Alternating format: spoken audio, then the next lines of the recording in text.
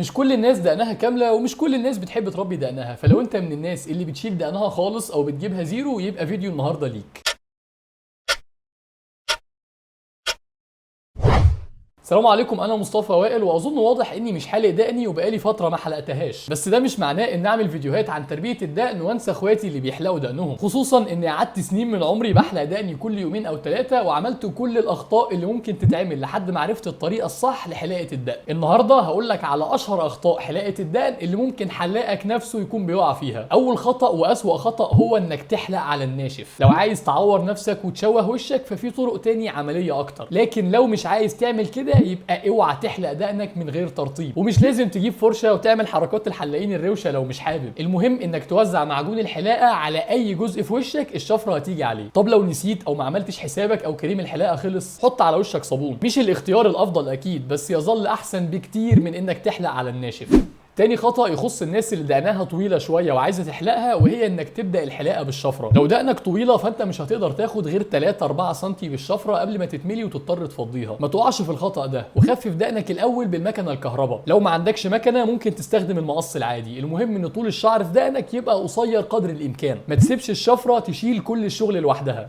تالت غلطة مش بتاخد بالك منها، وهي انك مش بتغسل وشك كويس قبل الحلاقة. مهما كان تكنيك الحلاقة بتاعك بيرفكت وما فيهوش غلطة، لسه دايما بيبقى فيه ريسك حتى لو صغير انك تتجرح. مش لازم يبقى جرح كبير، مش لازم تشوف الدم بعينك، بس فكرة ان في سكينة ماشية على جلدك بتزود فرصة ان اي بكتيريا موجودة على الجلد تدخل لجوه. عشان كده لازم تغسل وشك كويس جدا بغسول قبل ما تبدأ حلاقة عشان تتأكد انه نظيف ومفيش عليه اي ميكروبات، وبعد ما تخلص تشطفه بمية سخنة شوية عشان تفتح المسام وتخلي الحلاقة اسهل شوية على الشفرة.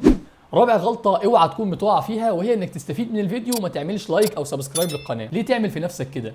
خامس غلطة وانا فاكر لحد دلوقتي زميلي في المدرسة وهو بينصحني بيها، وهي ان احلق دقني في عكس اتجاه الشعر. فكرة النصيحة دي انك لما بتحلق مع اتجاه الشعر دقنك ما بتبقاش بلاطة، مش بتلمع، بتبقى مخضرة شوية او منقطة، يعني فيها شعر صغير. فلما تحلق عكس اتجاه الشعر ممكن طول الشعيرة يبقى اصغر شوية لانك بتسحبها جامد او بتشدها وانت بتمشي الشفرة. كل ده كلام جميل، بس المشكلة بقى ان الطريقة دي في الحلاقة بتزود فرص الحبوب والجروح والالتهابات وكل مشاكل البشرة اللي ممكن تحصل لك وانت بتحلق. عشان كده في اغلب الاوقات بشوف الموضوع ما يستاهلش. لو فرحك النهارده ولازم تبقى نجم النجوم ممكن اقبلها، لكن في الايام العاديه ما انصحكش تحلق في عكس اتجاه الشعر الا لو كنت فعلا مضطر. ولو عايز تاثر اكتر ممكن تحلق بموس زي بتاع الحلاق، محتاج مهاره وتدريب بس هيطلع الشعر اقصر من الشفره.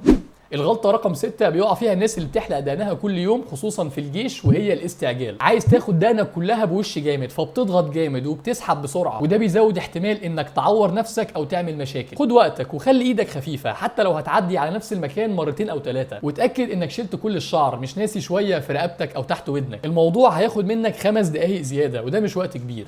سابع غلطة كتير مننا بيقع فيها، وهي انك تحلق الحبوب او الاماكن اللي فيها مشاكل في وشك. وانا هنا مش بتكلم عن حد عنده حب شباب مالي وشه لان دي مشكلة محتاجة دكتور، انا بتكلم عن حد عنده حباية صغيرة في خده او دقنه وطلعت لاي سبب من الاسباب. لو حلقت الحباية غالبا هتتعور، والنتيجة ممكن تكون انها تسيب اثر هيقعد معاك فترة طويلة. عشان كده الافضل في رأيي انك تحلق حواليها، لكن ما تجيبش الموس على الحباية نفسها. حتى لو اتبقى فيها شعرتين 3 مش مشكلة، اصبر عليها يوم او يومين وحط لها مرهم حبوب، وان شاء الله المرة الجاية تكون راحت وتقدر تحلق تاني.